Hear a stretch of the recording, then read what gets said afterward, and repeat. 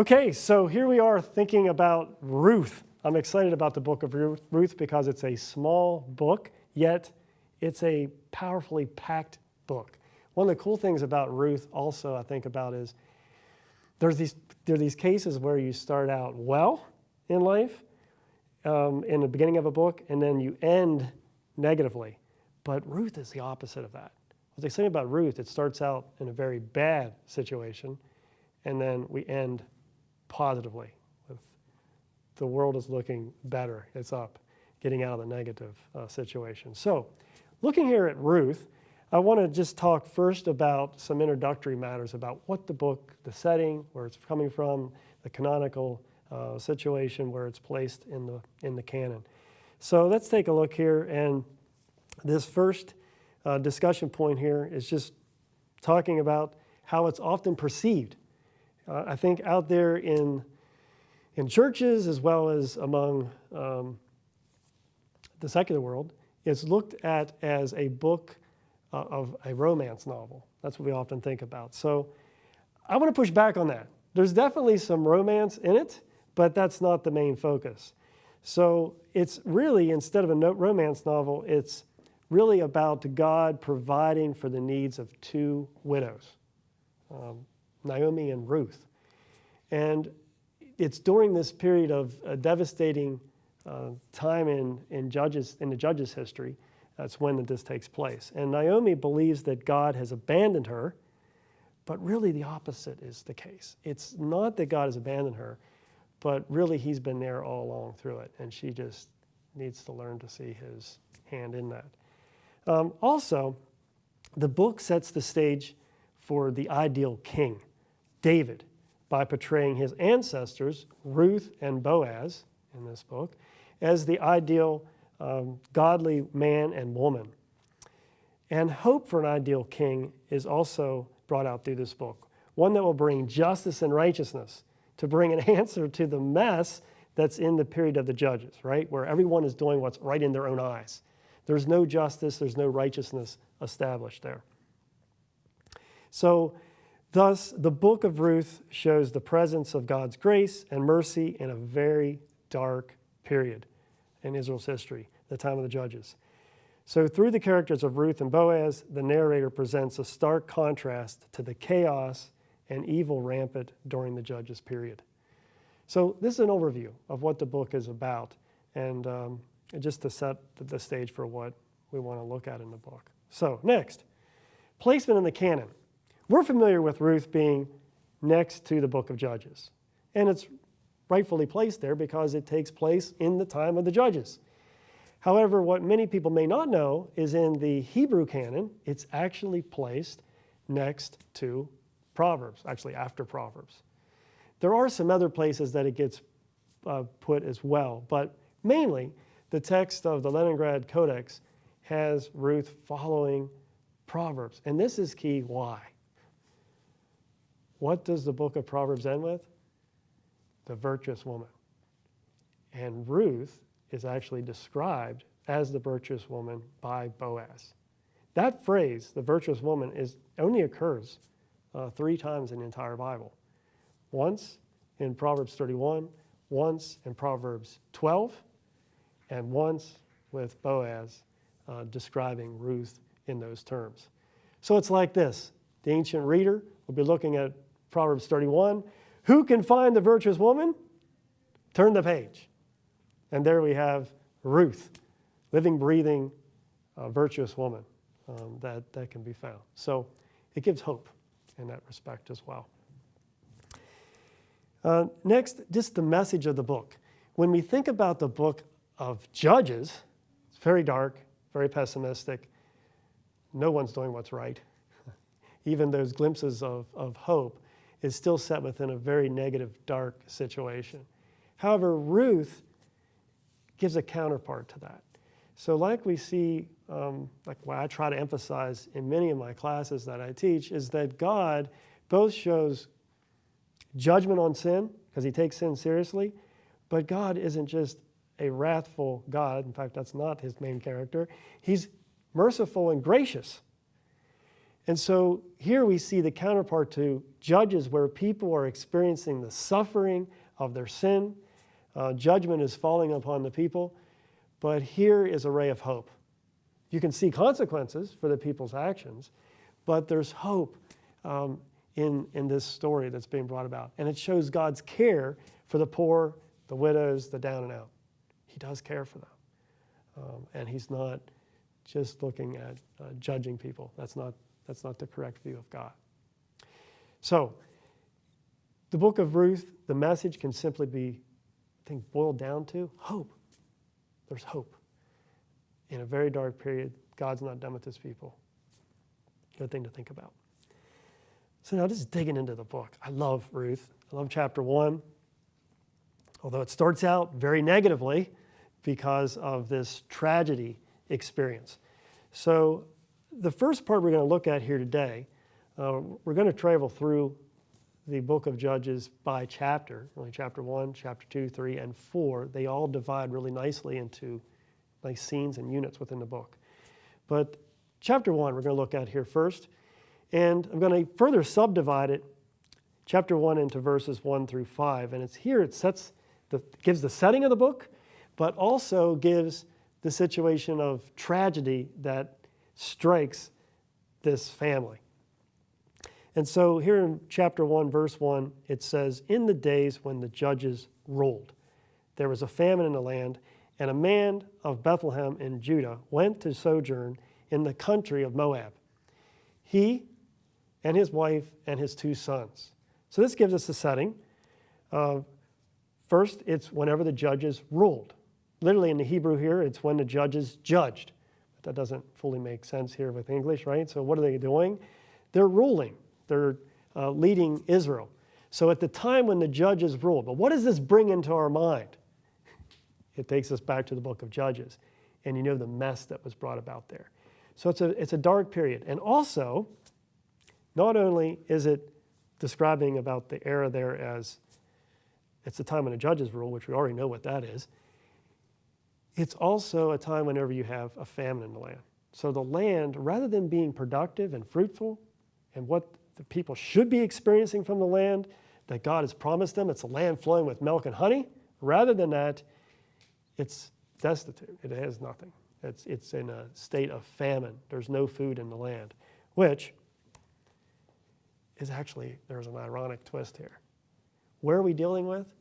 Or where are we located? Bethlehem, which literally means in Hebrew, house of bread.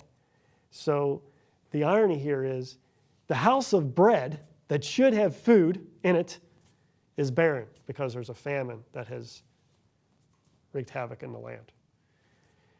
And it's causing this family to leave Bethlehem and sojourn outside the promised land. Think about that. They're leaving the land of promise and going to a foreign land to seek refuge and food and well-being. We need to ask, what's going on here with that? What is it suggesting? Now, one aspect here to think about is the set of the curses within Deuteronomy, during the covenant community, right? So God has said, if you are faithful to the covenant, then the land will be prosperous. You will be secure in the land. Enemies will not oppress. But if you break the covenant, there are these 3 curses that will fall. First is famine, to get the people's attention. If they do not follow God's ways, don't take his law seriously, then famine will come, because he is the Lord of the land. He sends the rain. He withholds the rain. It's to point out to them he's the one that controls it, and they need to acknowledge him, be thankful for that, and give him praise for that. If not, this is what happens. If that doesn't get their attention, enemies oppress.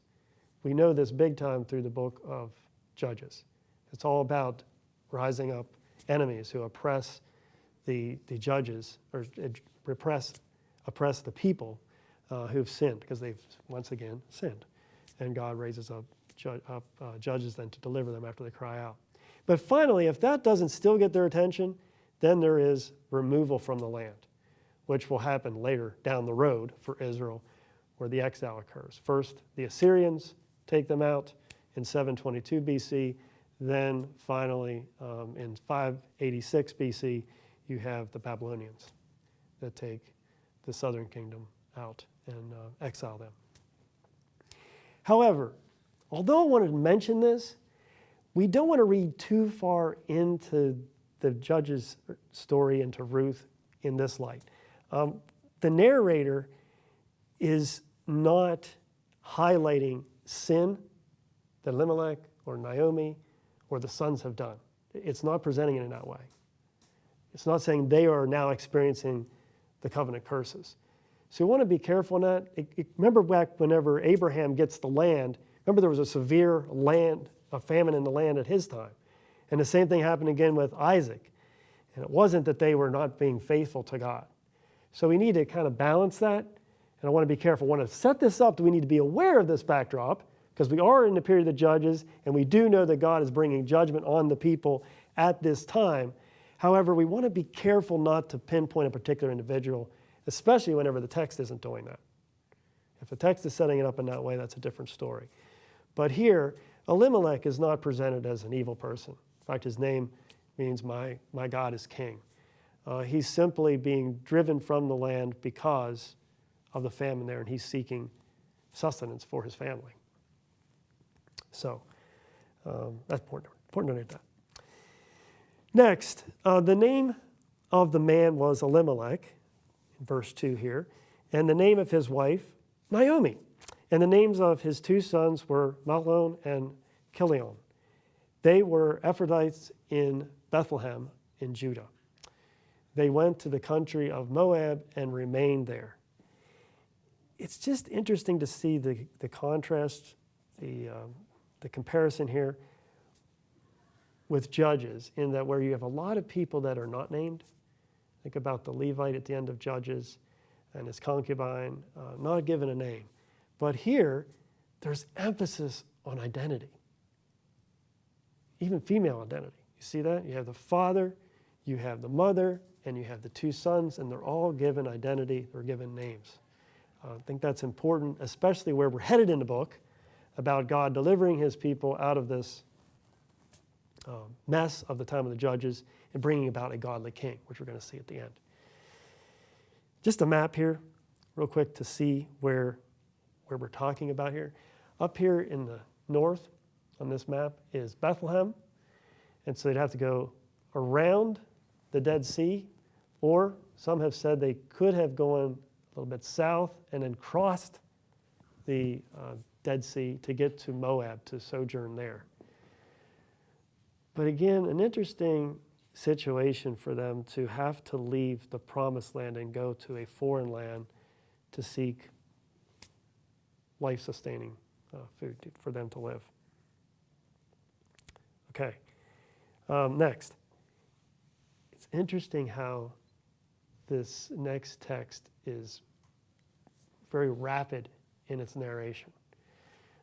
Notice that in just a few short verses, we cover 10 years. 10 years is a long time. Okay, so it says, but Elimelech, the husband of Naomi, died, and she was left with her two sons. And these took Moabite wives. The name of the one was Orpah, and the name of the other was Ruth. And they lived there about 10 years. And then both Mahlon and Chilion died, so that the woman was left without her two sons and her husband. So notice how quickly you're covering many events in their life, but over the period of 10 years. And notice also the shift. I don't know if you see this here, this shift from Elimelech, the father, the husband, to what? To the woman. The focus becomes Ruth, Naomi, is being emphasized here. So look here to put these 3 bullet points. So the shift in focus from Elimelech to Naomi. Naomi's husband, Elimelech, he dies. So tragedy. She's alone. Just no longer has her husband. Then her sons, they marry Moabite women. Again, there's not a big discussion here or anything commented on whether or not they should do this. However, we do know, biblically speaking, they're not to be marrying outside of Israel, people that do not worship Yahweh. But we'll come on and talk about that a little bit later. But they marry Moabite women, and note the Moabite women are named as well. This emphasis on names, I think it's important to note. And then Naomi's sons, they die. So where does this leave her? And take for a moment and describe Naomi's situation. Put yourself in her shoes. If you were Naomi and you just had these events, these circumstances happen to you, where would you be? How would you look at life? How would you look at God even in this situation? Some things to consider. Think about the fact that they're in a foreign land. They're not with people that they know, and just losing a family member. In my life, I think about a case that happened in our local church when I was in Texas as a pastor. There was a lady in the church that her husband had brought her to the U.S. from Mexico. And the plan was to become citizens. And the father was in the process of getting the citizenship paperwork done. But a few weeks in, they were eating a chicken dinner on a Sunday afternoon, and he choked on the chicken bone and killed him. He died, choked to death. Sad, tragic story. And his wife and 2 boys were left behind in a country they did not know, couldn't speak the language. She couldn't speak the language, she could only speak Spanish. And so this story reminds me of her condition. We didn't know her at that time, but later on she became connected with our church and became involved in our ministries and came to know Christ as her Savior and the children as well. But we were heartbroken to hear that story and how she got stuck in the system and where she would be as a result of that. So the church came alongside and helped her with that situation and addressed those needs that she had. But I think about that in light of Naomi here. She's left alone. Now she does have her daughters-in-law, which we'll see here in a moment, but it's still a scary situation for her in a foreign land.